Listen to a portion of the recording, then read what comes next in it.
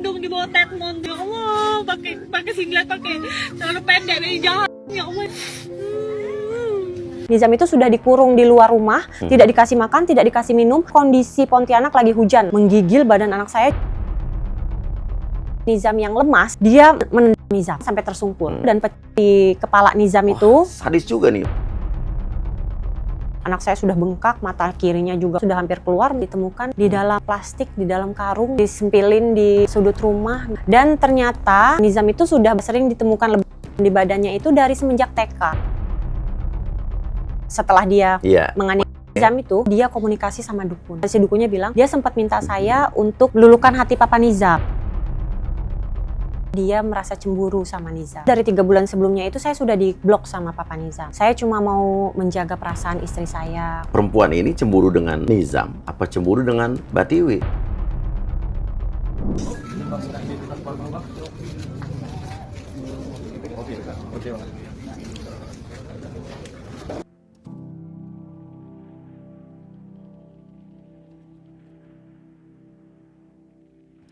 Selindung di bawah tetmon tuh, nah ya Allah, pakai singlet, pakai celana pendek, ini jahat. Ya Allah, itu jahat. Ya Allah. Nizam. Mama papa dah ada ya nak yo, waktu itu ya nak yo. Jahat mama papa Nizam ya Allah. Dah ada bisa meluk Nizam ya nak yo. Ya Allah, dah bisa melindungi anakku. Anakku di bawah tetmon.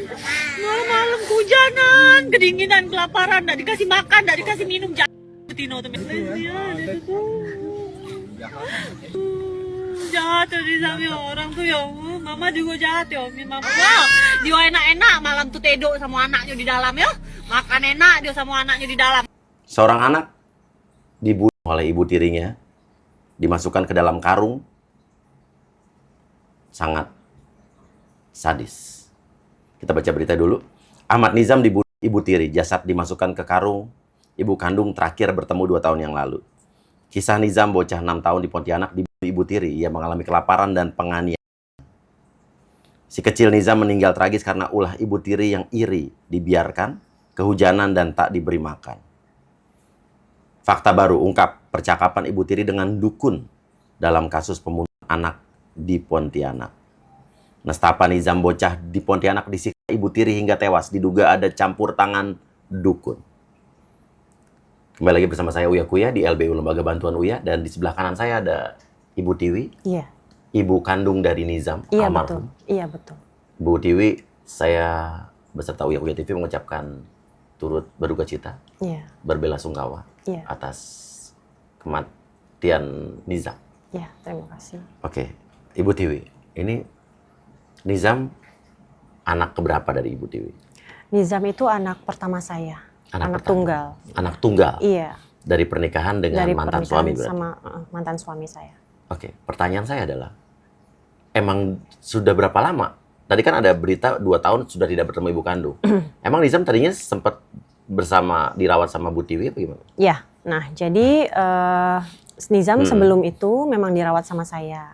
Jadi pada saat saya bercerai, saya pisah sama Pak Nizam, sempat ada fase Nizam dirawat sama papanya, ada sempat ya perebutan anak dan lain-lain ya. Nah jadi Nizam itu sempat diambil ya quote on quote dalam tanda kutip ya dipaksa untuk diambil sama Papa Nizam. Pada saat itu umur Nizam masih 2 bulan. Jadi Nizam sempat 9 bulan tuh berada di pengasuhan Papa Nizam dan keluarganya. Itu saat sudah bercerai apa lagi proses cerai? Lagi proses cerai.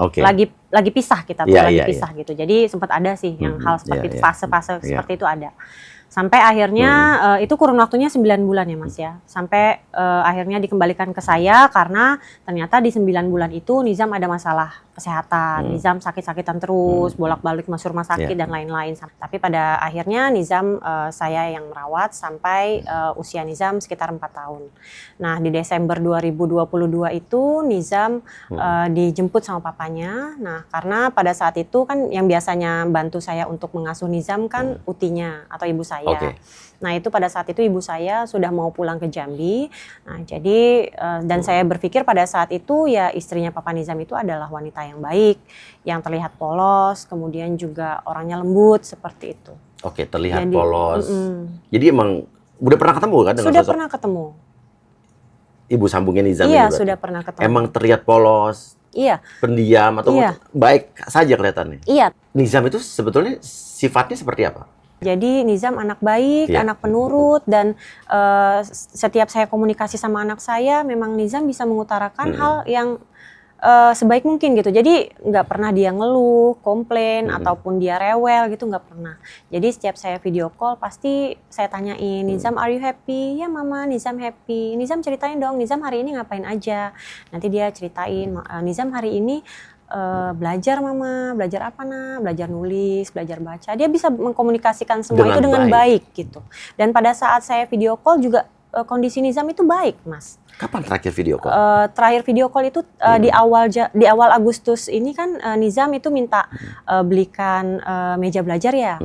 Yang sudah saya berikan, sudah saya belikan, sudah saya pesankan. Begitu meja itu datang, saya video call Nizam. Nizam menunjukkan kepada saya, nah mama ini mejanya sudah datang, Nizam suka gitu. Tapi ini warnanya warna hijau, warna biru. Sementara Nizam kan sukanya warna hijau. Oh ya mama salah ya nak ya, maafin mama, nanti mama belikan lagi. Nah itu terakhir itu saya komunikasi video call sama Nizam itu di tanggal 9 atau di tanggal 11 Agustus itu.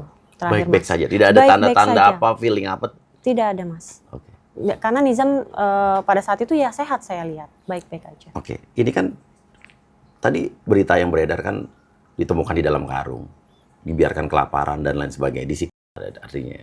Dan tadi Mbak Tiwi juga bilang bahwa terlihat polos, wanita baik-baik. Iya. Kita lihat ya, mungkin ini penampilan dari pelaku ya, Mbak Tiwi.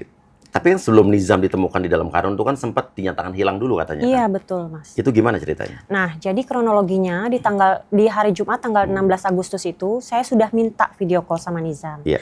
Jadi seperti yang saya sampaikan sebelumnya, bahwasanya saya itu kalau misalnya mau video call sama Nizam itu harus follow up H-1 dan hari H. Itu syarat dari? Itu bukan syarat, tapi memang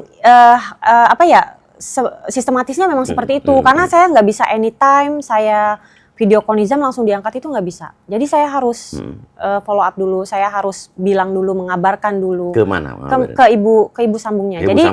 Jadi selama ini saya video call Nizam memang lewat HP ibu sambungnya. Jadi saya memang harus mengabarkan dulu di H-1-nya, Bunda besok malam saya mau video call Nizam ya abis maghrib. Nah itu belum tentu direspon. Nah di hari hanya di tanggal 16 itu saya sampaikan lagi, Bunda Nizam, saya mau video call Nizam ya nanti habis maghrib. Begitu habis maghrib, saya coba telepon, ternyata nggak diangkat. Pada saat itu dia menginformasikan kepada saya bahwasanya hari itu Pontianak sedang hujan deras, lagi geledek. Jadi dia takut untuk angkat telepon saya. Udah, di tanggal 16 saya tidak berhasil untuk video call Nizam. Nggak mulai curiga itu? Enggak, karena memang sering sih yang kayak gitu.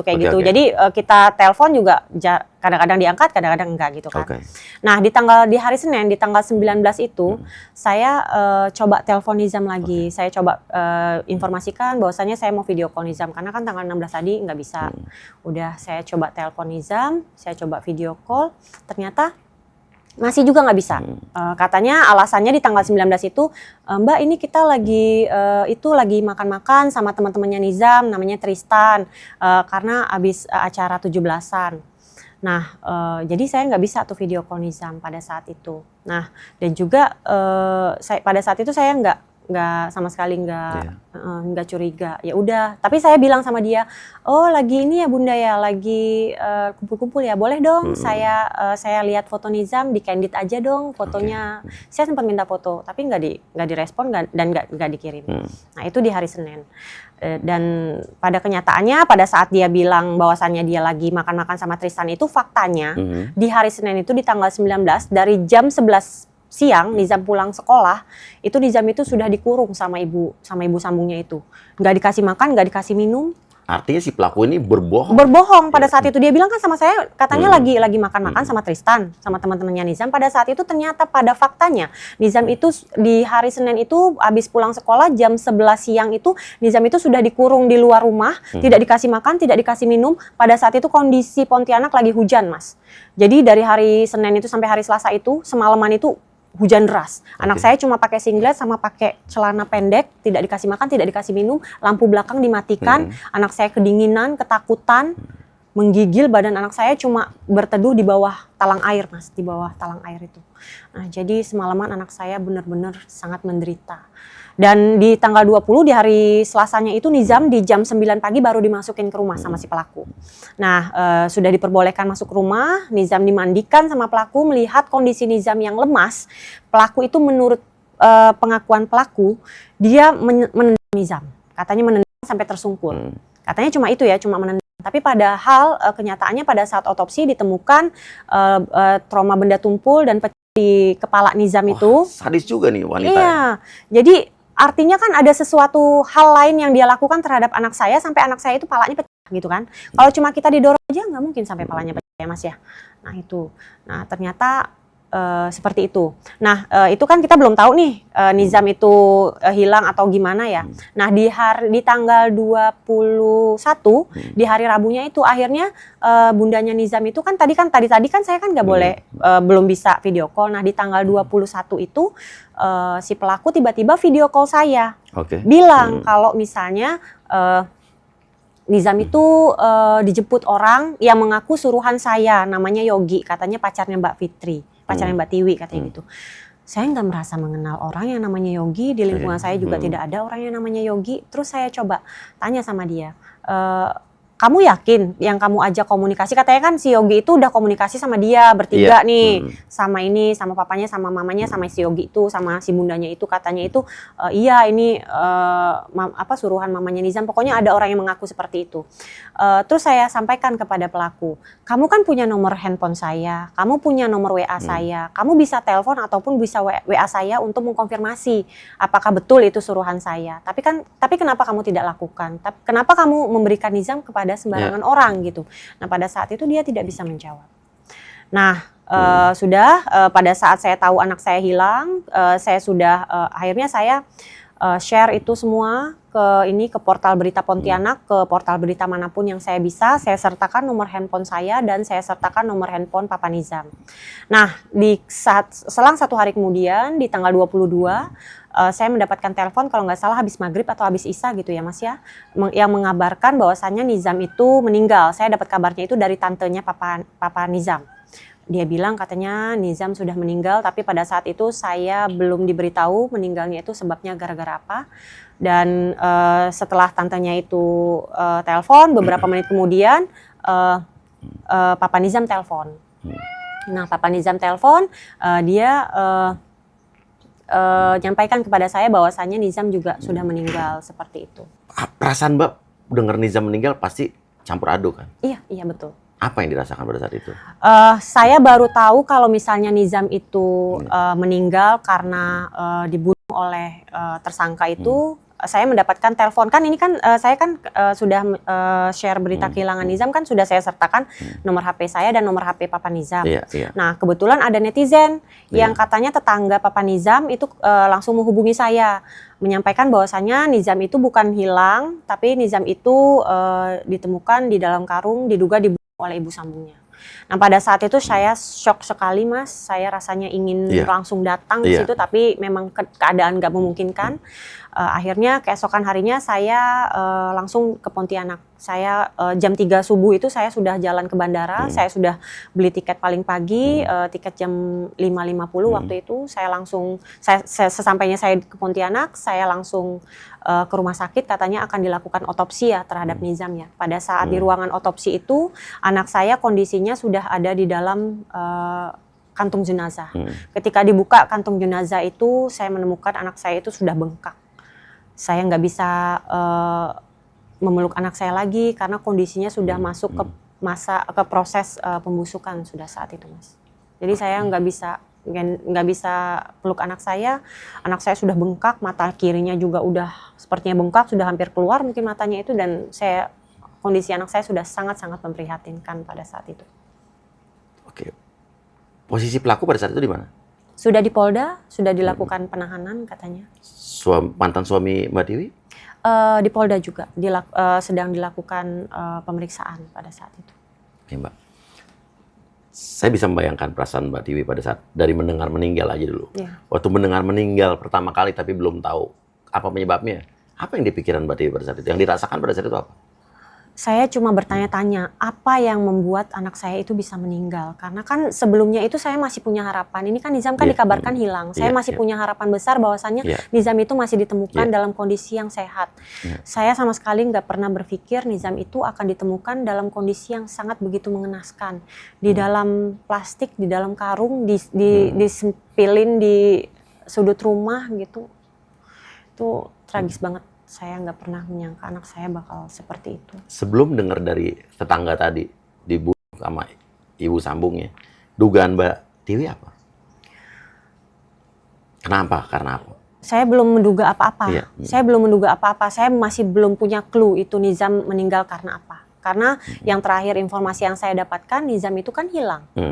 Nah, saya jadi nggak punya clue. Yang saya pikirkan pada saat itu, Nizam meninggal, saya sedih, saya shock. Sebabnya karena apa itu saya masih belum punya clue di dalam pikiran saya kenapa Nizam bisa meninggal. Selama hilang berapa hari itu dinyatakan katanya hilang. Nah, komunikasi dengan mantan suami gimana dengan bapaknya Nizam? Saya itu sebenarnya 3 bulan sebelumnya itu dari 3 bulan sebelumnya itu saya sudah diblok sama Papa Nizam. Saya juga nggak tahu diblok kenapa. Tapi belakangan saya sudah tanyain sama Papa Nizam kenapa ngeblok saya. Saya cuma mau menjaga perasaan istri saya katanya gitu. Ya. Mungkin seperti itu ya. Tapi saya baru komunikasi lagi sama Papa Nizam setelah ada kejadian ini. Oke. Ini tadi kan dibilang dia sempat ngarang cerita tadi ketemu dengan temannya Tristan dan lain sebagainya. Artinya si wanita, wanita brengsek lah ini bisa dibilang pelaku ini ya. Maaf saya suka emosi kadang-kadang kalau kayak gini. Dia pintar mengarang cerita berarti. Iya. Berarti ini sudah direncanakan sama dia, sudah dipikirkan matang, ya kan? Sepertinya seperti itu. Sampai dia bisa merekayasa sedemikian rupa cerita di dalam pikirannya sampai ada nama Yogi itu artinya kan dia kan sudah create. Iya. Udah create cerita itu di dalam pikirannya dan itu sudah mateng kan? Sampai akhirnya dia bisa menyampaikan itu kepada Papa Nizam, bisa menyampaikan itu kepada saya, bisa menyampaikan itu kepada pihak kepolisian pada saat membuat laporan kehilangan Nizam.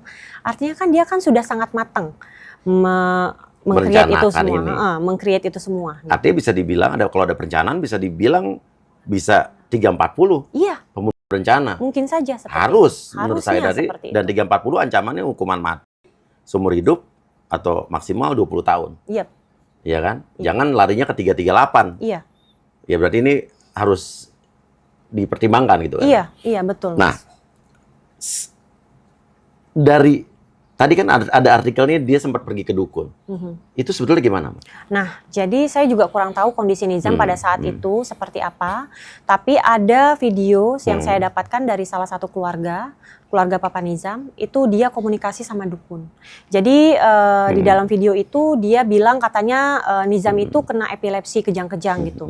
Nah, terus juga dia menceritakan kronologi apa yang dia lakukan terhadap anak saya sampai anak saya itu seperti itu, sampai anak saya itu meninggal atau bagaimana gitu.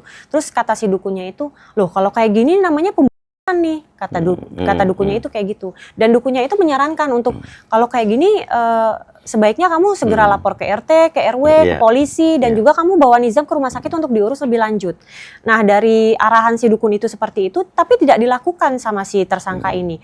Ada pembiaran di situ, Mas. Kita kan belum tahu ya apakah itu Nizam, jangan-jangan pada saat itu Nizam masih hidup.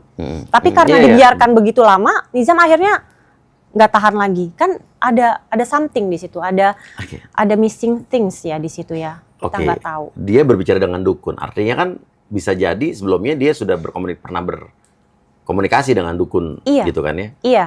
Jadi saya pun juga sudah akhirnya dengan adanya video ini saya dapat informasi dari keluarga salah satu keluarga Papa Nizam yang tahu hal ini. Akhirnya saya dapat nomor telepon dukunnya dan saya berkomunikasi, ngobrol sama dukunnya. Saya tanyakan, Kak, ini saya dapat video kamu ngobrol sama si mama sambungnya Nizam, kalian ngobrol kayak gini. Apa sih yang kalian komunikasikan?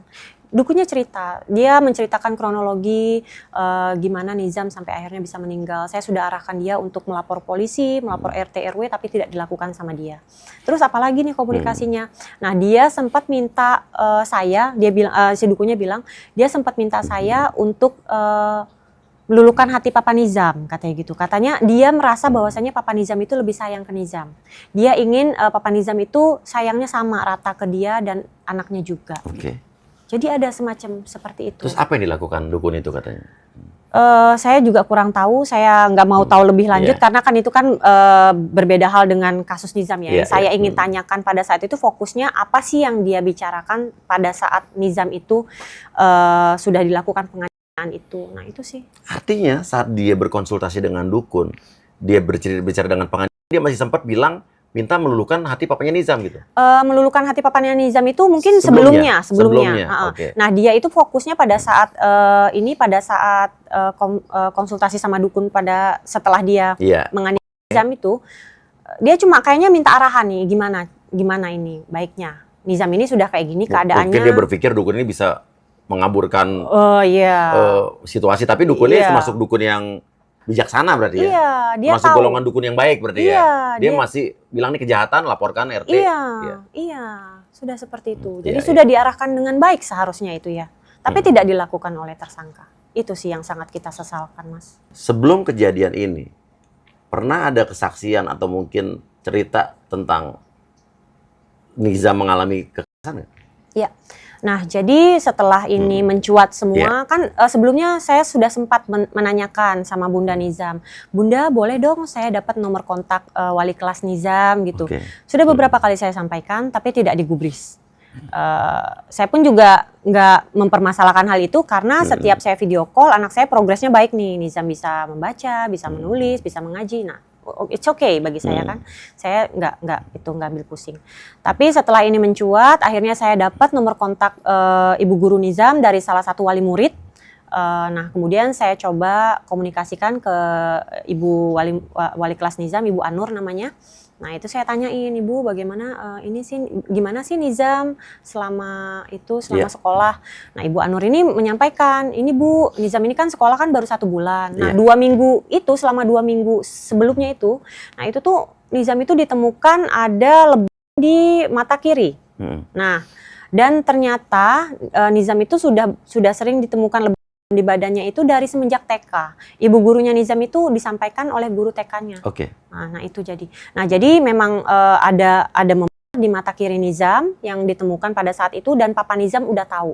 Dan sudah menyadari itu berarti? Papa Nizam tahu pas terakhir itu tahu kan karena kan itu kan letaknya di mata, Mas. Letaknya di mata otomatis kita kan tahu kan, bisa lihat kan. Nah itu Papa Nizam sempat menanyakan itu ke ibu sambungnya si pelaku ya, wanita dan cewek itulah ya. Dan juga nanya ke Nizam, wali kelas Nizam juga sempat nanyain tuh ke Nizam sama ibu sambungnya, katanya itu kepentok pintu. Masih nggak ngaku. Kata ibunya Nizam, kata ibu sambungnya, kata Nizam. Kata Nizam dan kata ibu sambungnya itu kepentok pintu. Artinya sama. Nizam diarahkan untuk berbohong sama si perempuan itu ya. Betul. Jadi ya mengakunya, ya Nizam sama ibu sambungnya itu mengakunya ke wali kelas Nizam dan ke Papa Nizam itu katanya kepentok pintu. Nah pada saat itu perasaan Papa Nizam sudah nggak enak, dia menyampaikan sama ibunya yang di Palembang, sama ayahnya yang di Palembang untuk jemput Nizam segera karena perasaannya udah nggak enak. Jadi meminta untuk Nizam supaya sekolah di Palembang aja gitu. Nah harusnya tuh kakek neneknya Nizam itu datang ke Pontianak untuk jemput Nizam itu seminggu setelah kejadian, tapi seminggu setelah tanggal 19 itu harusnya. Tapi ya takdir berkata lain ya Mas ya, Nizam sudah nggak ada sebelum itu. Bisa jadi si perempuan ini panik. Iya, mungkin. Kalau nanti Nizam sudah ke Palembang, dikhawatirkan Nizam bisa cerita tentang perbuatan busuknya pelaku ini, benar kan? Ada kemungkinan seperti itu. Kan? Iya. Jadi dan kejadian Nizam meninggal ini selama 3 hari ini Papa Nizam lagi di Sintang nih. Jadi ada kemungkinan itu, Mas. Oke, dan satu lagi. Tadi waktu Mbak Tiwi bilang sempat telepon video call dengan Nizam awal Agustus.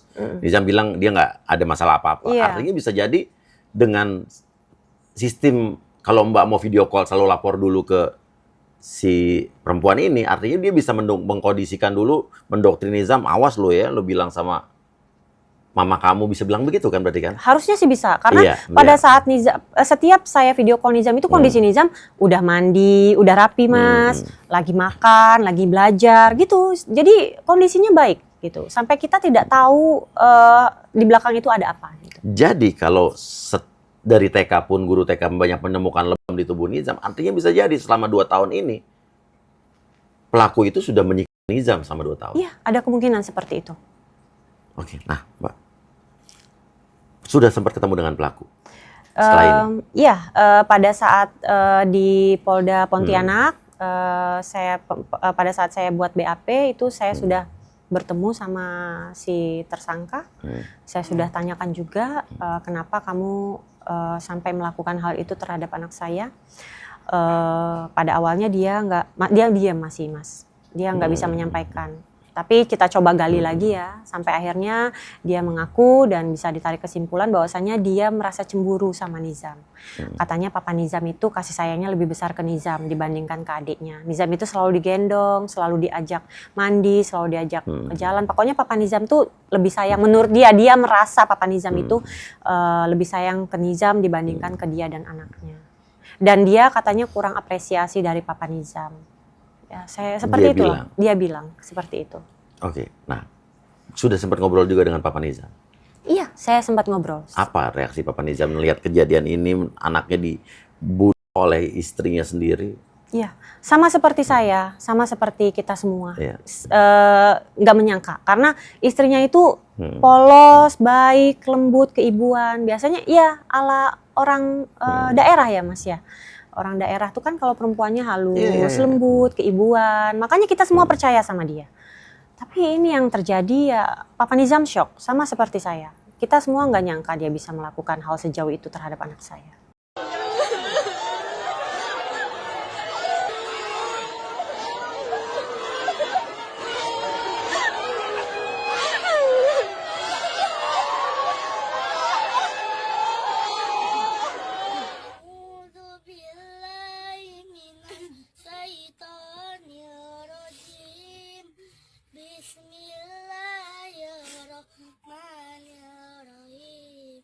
Papa Nizam marah pasti dengan... Marah sama dia. Apa ya yang dia sempat bilang keluar dari kata-kata mulut Papa Nizam? Kenapa kamu ngelakuin ini terhadap anak saya?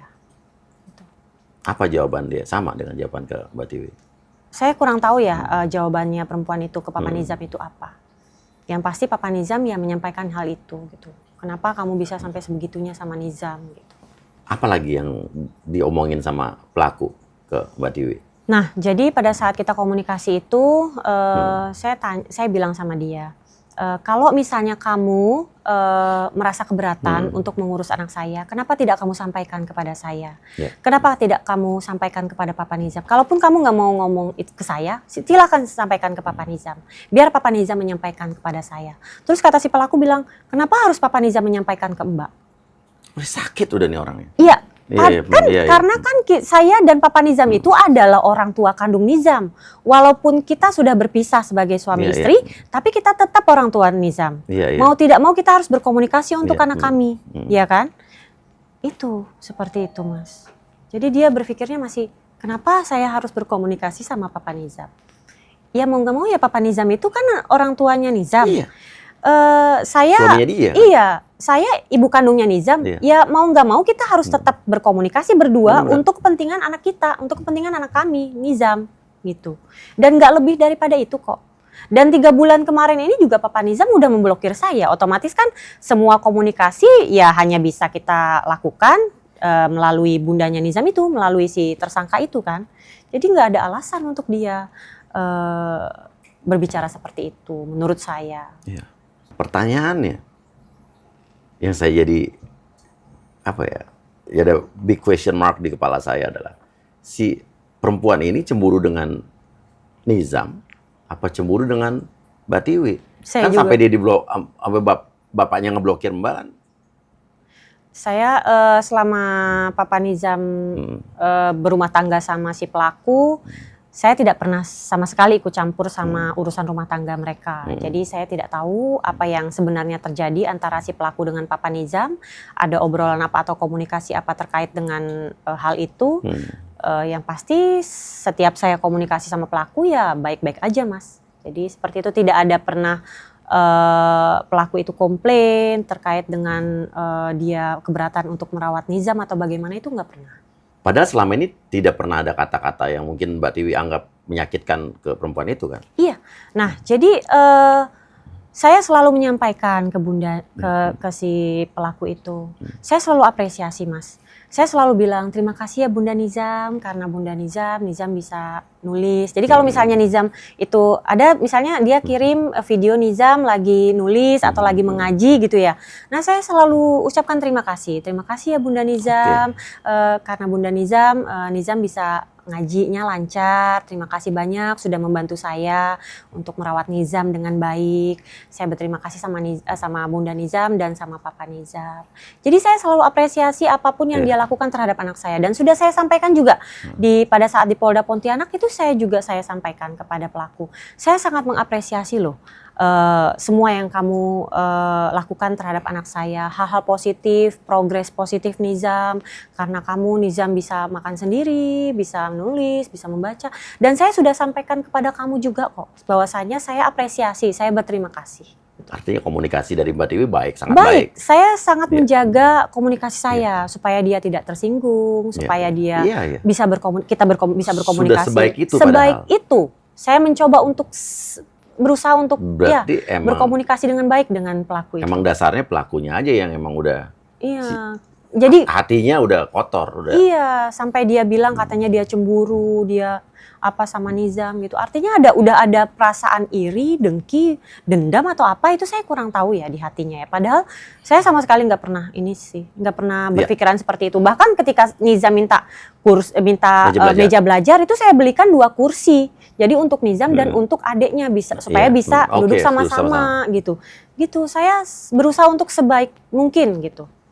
Nah, Papa Nizam sempet cerita nggak setelah kejadian ini, sempat bahwa dia sebenarnya ini istri saya emang aneh nih atau punya sifat jahat seperti ini? Enggak pernah mengira. Papa Nizam taunya istrinya baik, polos, keibuan, sama seperti yang kita kira. Emang jarang di rumah papanya Nizam?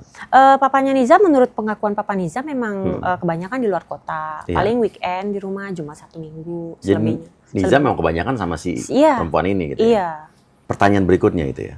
Sejauh ini apa langkah-langkah yang dilakukan sama Papa Nizam dan tim kuasa hukum? Karena kan biar gimana pun ini masih istrinya nih. Iya, betul. Dan dia punya anak dari istrinya gitu kan. Harusnya Papa Nizam logikanya dia harus mengawal kasus ini agar si pelaku yang notabene juga istrinya harus dihukum seadil-adilnya, tapi posisinya masih istrinya, jadi serba salah nih. Gimana? Apa yang mereka lakukan? Nah, jadi kalau untuk saat ini yang dapat saya dapat informasi dari Papa Nizam dan dari kuasanya dan dari kuasa hukumnya, itu memang Papa Nizam memang akan menuntut sampai hukuman semaksimal mungkin 340 itu. Mas. Oke, sudah ada pembicaraan seperti itu. Sudah ada pembicaraan dan ada kesepakatan seperti itu. Iya. Nah, Papanya Nizam dengan si pelaku ini kenal di mana sih dulu? Yang Mbak tahu?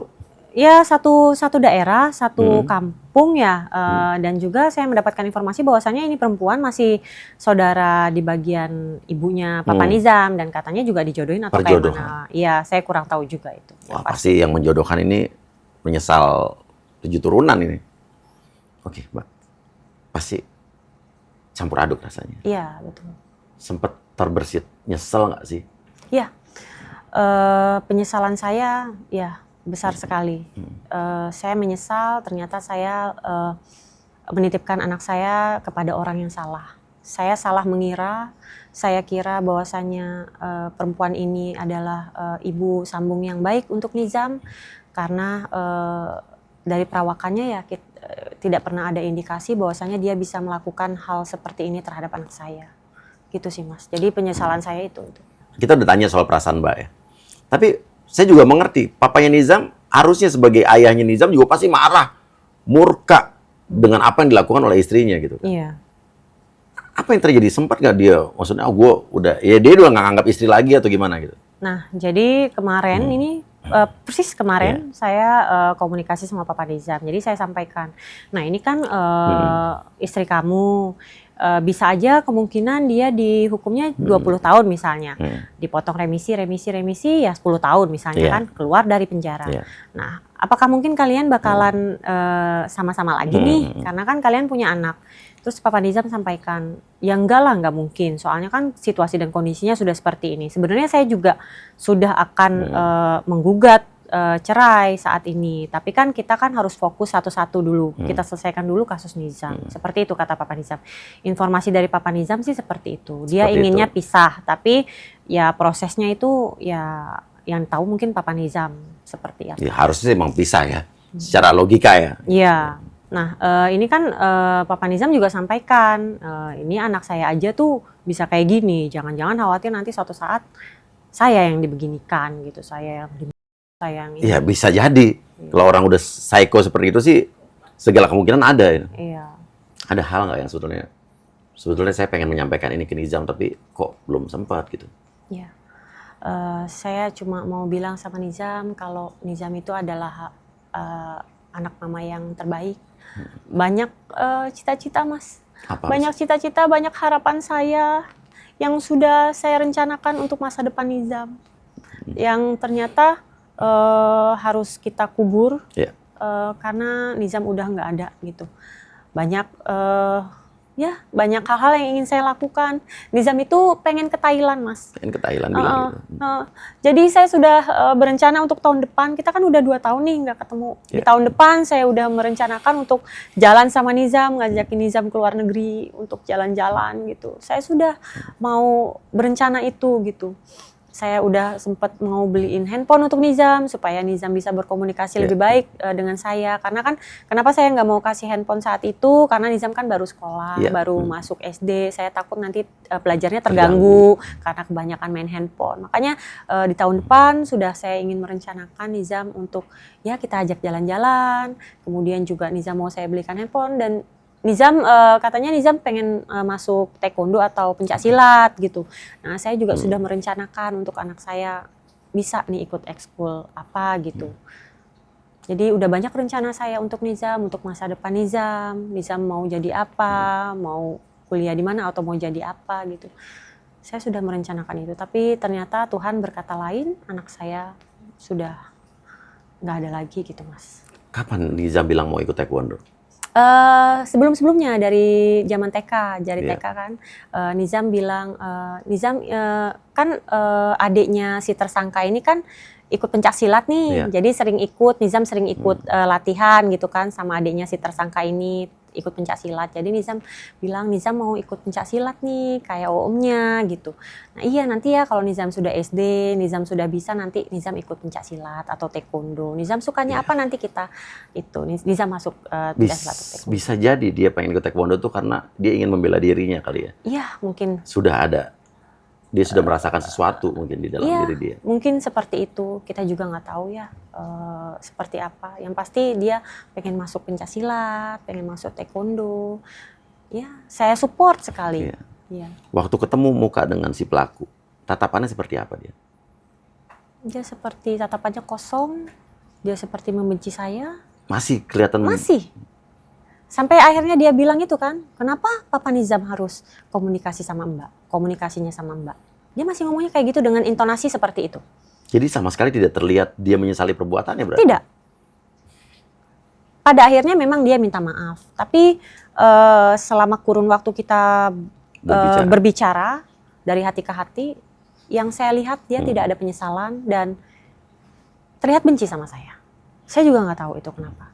Saya sudah coba berkomunikasi dengan baik. Saya tidak melontarkan kata-kata yang tidak baik kepada dia, walaupun dia sudah melakukan hal yang seburuk itu terhadap anak saya. Tapi saya berusaha untuk menggali dengan baik. Saya ingin tahu alasan dia apa. Apa sih yang dia lakukan terhadap anak saya. Oke, dan dari pemeriksaan polisi sebetulnya dia sudah mengakui apa saja yang dilakukan? Iya, di kronologinya dia sudah. Apa saja katanya? Dia mengaku bahwasannya dia tidak memberikan makan Nizam, kemudian juga ngurung Nizam di belakang semalaman, kemudian juga dia mengaku bahwasannya dia melakukan itu, masukin Nizam ke karung, disembunyiin, dia melakukan kebohongan, yang katanya Nizam dijemput sama orang suruhan saya, ternyata itu karangan dia. Yang luka di kepala, dia ngaku apa? Dia ngakunya cuma didorong, sampai ke press release kemarin. Polisi juga menyampaikan bahwasannya menurut pengakuan tersangka itu mendorong Nizam, mendorong korban. Tapi pada kenyataannya kan ada trauma benda tumpul di kepala Nizam yang mengakibatkan pecah di ubun-ubun atau itu Nizam gitu. Jadi Mas. Oke, dia sempat bilang apa yang membuat dia berpikir masukin ke dalam karung plastik itu gimana? Sepertinya dia sudah tersudut ya. Dia tidak tahu lagi. Nizam akhirnya meninggal. Dia mungkin gelap mata, tidak tahu apa yang harus dia lakukan. Akhirnya cara satu-satunya dia mungkin berpikiran bisa menyembunyikan Nizam ya di dalam karung. Yang nemuin siapa pada saat itu? Yang nemuin itu Papa Nizam. Tapi Papa Nizam itu ditelepon oleh mertuanya, oleh ibu tersangka ini. Iya. Papa Nizam kan udah nyari nih sekeliling rumah kemana-mana, udah nyari sama polisi, nggak ketemu nih pada saat itu.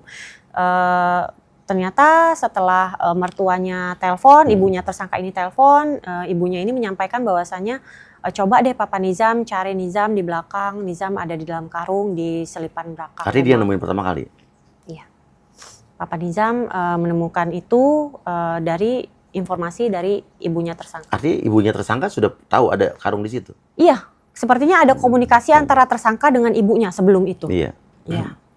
Berarti ibunya juga harus diperiksa nih? Iya, ibunya sudah dilakukan pemeriksaan di hari Jumat kemarin. Dan kata polisi yang dituduhkan pasalnya berapa sekarang?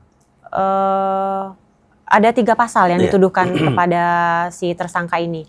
Pasal penganiayaan anak, pasal KDRT, dan ada lagi 1 pasal. Masing-masing pasal ini diancam dengan hukuman penjara 15 tahun. Jadi 15 tahun kali 3 ditambah lagi sepertiga masa tahanan karena si pelaku ini adalah Ada orang tua. dekat. Orang tua Nizam. Oh, iya. Iya, nah itu jadi itu. Pasal pembunuhan tidak dikenakan? Saya kurang tahu ya Mas ya pasal pembunuhan itu dikenakan atau tidak ya, saya kurang jelas ya. Yang pasti Karena ada kan 3 pasal. Kalau 340 ini kan hukumannya adalah seumur hidup mati. Atau 20 tahun gitu kan. Iya. Wah, ini sadis. Dan kita percayalah, pasti kepolisian setempat pasti menangani kasus ini dengan sangat profesional. Iya. Dan ada pesan mungkin yang ingin Mbak sampaikan untuk siapa aja mungkin? Iya. Nah, jadi masih banyak nih Mas netizen yang berpikiran bahwasannya kok Mama Nizam B aja gitu. Kayak nggak sedih anaknya pada udah meninggal. Siapa yang nggak sedih ya Mas ya?